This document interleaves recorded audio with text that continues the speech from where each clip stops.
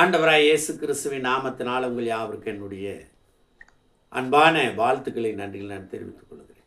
ஆண்டவராய் இயேசு கிறிஸ்து மலை பிரசங்கத்தில் எப்படி ஜெபம் பண்ண வேண்டும் என்று சொல்லி மாடலை சொல்லிக் கொடுக்கிறார்.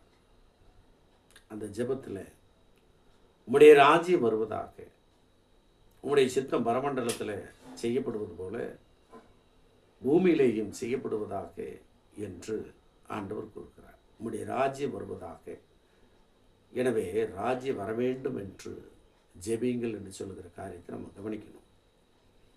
யோவான் ஸ்நானன் கூறும்போது 3:2 மத்தேயு சுவிசேஷத்தில் மனந்திரும்புங்கள் பரலோக ராஜ்யம் சமீபத்திருக்கிறது என்று பிரசங்கம் பண்ணினார். ஆண்டவராய் இயேசு கிறிஸ்து கூட மத்தேயு 4:17 அது முதல் இயேசு மனந்திரும்புங்கள் பரலோக ராஜ்யம் சமீபத்திருக்கிறது என்று பிரசங்கம் பண்ணினார். மத்தேயு 10:7 ஆண்டவராய் இயேசு கிறிஸ்து தம்முடைய சீசர்களுக்கு, அதாவது அப்போஸ்தலர்களுக்கு கூறும்போது, போகையில் பரலோக ராஜ்யம் சமீபத்திருக்கிறது என்று பிரசங்கியுங்கள் என்று சொல்கிறார்.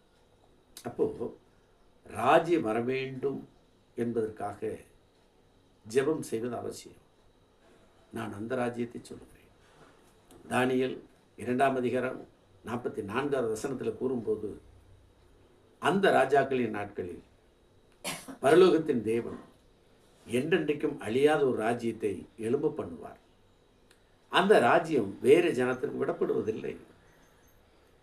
ஒரு கல்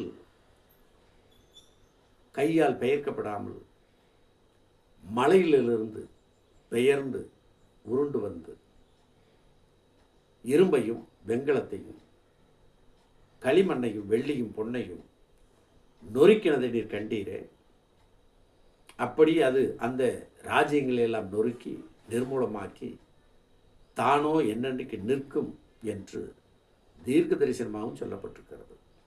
எனவே ராஜ்யத்திற்காக இங்கே இருந்து நாம் ஜெபம் பண்ணுவோம். தேவனுக்காக தேவனிடத்தை நம்ம நன்றி சொல்லுவோம்.